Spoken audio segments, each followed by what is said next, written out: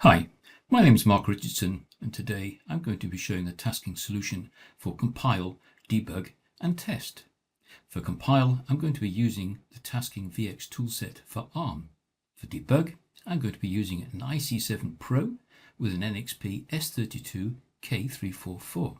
And for test, I'm going to be using the LDRA Productivity Package for Automotive. So let's start with compile. So here I've selected the particular processor that I want to use.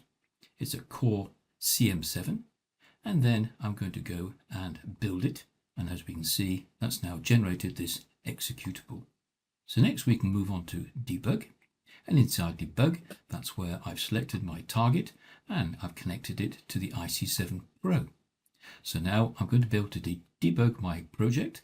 In this case, I'm using the winIDEA in order to be able to debug it from within the VX toolset. Next, we can move to test. Now in test, the first thing is I've selected the LDRA Productivity Package for Automotive. Then I've selected the compiler that I want to work with. In this case, it's the Tasking VX toolset for Arm. And now I'm going to be able to start testing. First thing I might want to do is test, is my code compliant to a standard such as MISRA C 2025. In this case, I've installed the LDRA plugin into the VX toolset, and I'm able to look at the various violations, and I can simply click on them and see where they appear inside the code. Well, I think it's time for a demonstration. Okay, so this is the LDRA launcher, and as we can see, I've selected the LDRA Productivity Package for Automotive, and I've selected the Tasking VX toolset for Arm. So let's go and start by running the build import. So the build import, I'm going to go and simply run my IDE. I could call inside here make or build or something, but it's important to do a rebuild of the project, and LDRA is going to listen to what happens. So let's go and perform here a rebuild. So I'll do a clean first, and now a build, and there we can see we've compiled our executable. So let's close this down, and LDRA is now going to analyze what's happened. And there we can see we have our executable, we have our source files, we have include paths, preprocessor symbols, we have everything we need in order to be able to analyze that code. And I could now open this with TB Vision. Well, I've already done that to save time. And here is TB Vision. Here is my source code. So I can now go and do a code review. So in this particular case, the code is pretty good. I've only got a few violations. Some of these are grayed out. Why are they grayed out? Well, if I click on it, it shows me that in this particular case, I've got an infinite loop, and that's basically corresponds to this violation. And so I've put an LDRA exclude tag inside here, and there's my justification. Some of these, maybe I want to justify. In this particular case, we can see that I've got this variable, and I could reduce the scope of it. In this particular case, I could simply say, well, I'm happy with that. I'm going to go and exclude that particular violation, and I can put my justification inside there and add that, and that now becomes grayed out. Here, I've got some other violations. In this particular case, I certainly don't want to justify this. Here, we can see the call has execution order dependent side effects. So that's why in this particular case, we can see we've attached a note asking one of our colleagues to actually resolve those violations. What about reports? Well, let's go and generate a report here, and let's generate a report against the MISRA C 2025. And what we're going to be able to see is we're not compliant. We've just got a few violations, but we could take a look at the annotated code, and we're going to be able to see all the places where we have violations. Also, most important is to be able to see all the places where we've justified violations, and there we can see this violation that I justified with this silly comment. Right, let's go and take a look at maybe the quality of the code. So let's go and close that down, and let's open a system call diagram, and let's take a look and maybe put this into a mode that shows us cyclomatic complexity, and we can sort and we can find the most complex function. Well, main has a value of 2. What does that mean? Well, let's view it as a flow diagram, and we can see we've got one path, 2 paths through the code. Integer to ASCII is a bit more complex. We've basically got 9 paths through that code. What are we looking at? Well, that is a block of continuous statements, which corresponds to this block over here. Now what I'd now like to be able to do is to execute this code, and as it executes, I'd like to find out, well, how much of the code have we exercised? So we have two ways of doing that. So first of all, what I'm going to do is I'm going to go and open here, and I'm going to perform a build on my project. So I'll run a batch file, and now I'm going to go and open winIDEA. And what I want to be able to do is to use winIDEA in order to be able to do tracing on the target with the blue box and capture the coverage. So let's just wait for that to open up, and then I'm going to be able to go and download to my target. Okay, just take a little bit of time. Right, that's now downloaded to my target. So now let's go and put this into the analyzer mode. So that's the analyzer mode. And what I want to be able to do is start a new session here. And let's go and start the execution. Let that run for a certain length of time. And let's stop that. And let's find out the coverage we've obtained. So there we can see we've executed all these lines of code. Main is more interesting. We come down, we should be able to see that there's some lines of code here that we haven't executed. So I'm now going to go and export this information. So if I go into this particular view here, I should be able to export it. Okay, let's export the information, and I'm going to save it as text format. Let's go and export that, override, and now let's close this down, and let's take a look and see what coverage we obtained. So I won't bother saving that. And so now I'm going to export the coverage into LDRA. Just let that run. Okay, and now let's go and open up our project again. Hopefully this time we should have some coverage.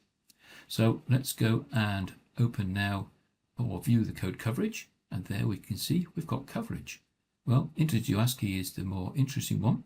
So we can see here we've got statement coverage, branch coverage, but we have no MCDC because we ran it on the assembler code.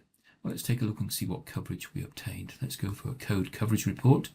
And up here we can see we obtained it by using a tasking blue box with winIDEA. And if I scroll down, we should be able to see the coverage we've obtained. Okay, well, that's great, but I didn't get the MCDC. So I would like to have MCDC. So what I'm going to do is I'm going to delete the coverage we've obtained. So let's go and delete just the coverage. And this time I'm going to generate coverage by using instrumentation.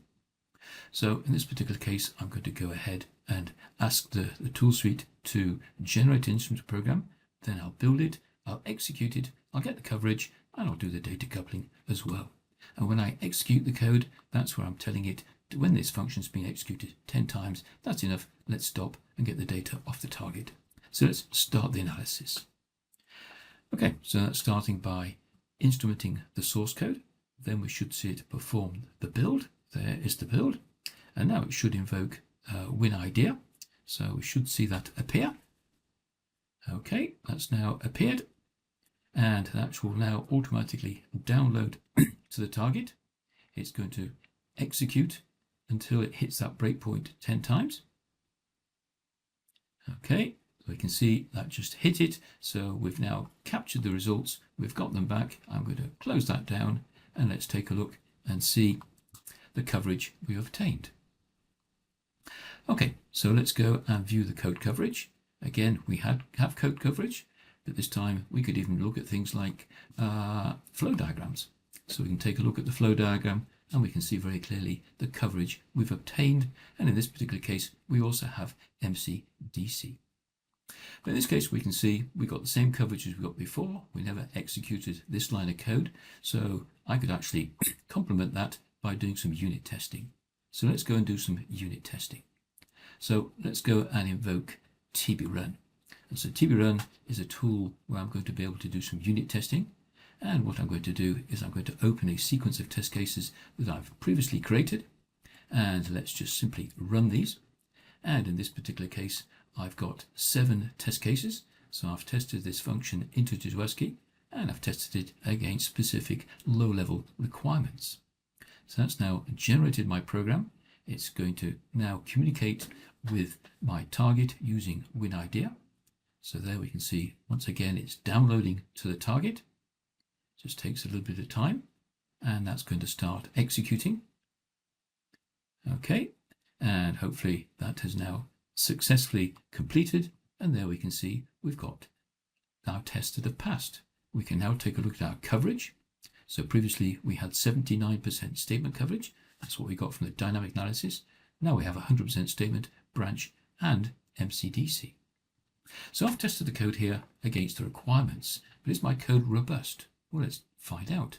Let's go and create a new sequence. Let's call it UT robustness. Okay, and I don't want coverage. I want to create stubs, create user globals. Let's do a test build, and there we can see we've stubbed this function roll or dice, and we can also see that the test was successful.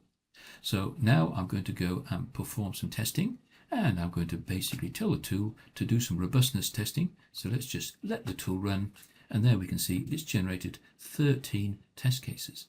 And it's now going to run them twice.